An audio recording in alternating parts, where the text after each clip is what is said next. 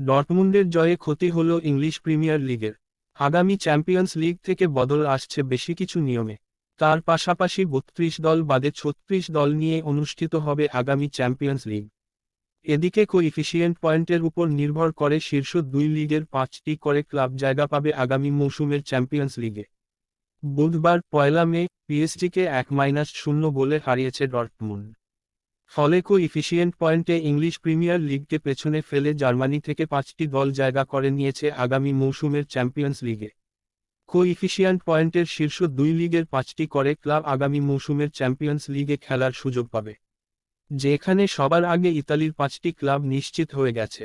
আর এবার জার্মানি থেকে নিশ্চিত হলো আগামী মৌসুমের চ্যাম্পিয়ন্স লিগে খেলার সুযোগ পাওয়া ৫ দল। এদিকে কোইফিশিয়েন্ট পয়েন্টের তালিকায় শীর্ষ দুইয়ে থাকতে না পারায় আগামী মৌসুমে ইংলিশ প্রিমিয়ার লিগ থেকে ৪টি দলই চ্যাম্পিয়ন্স লিগে জায়গা পাবে। ফলে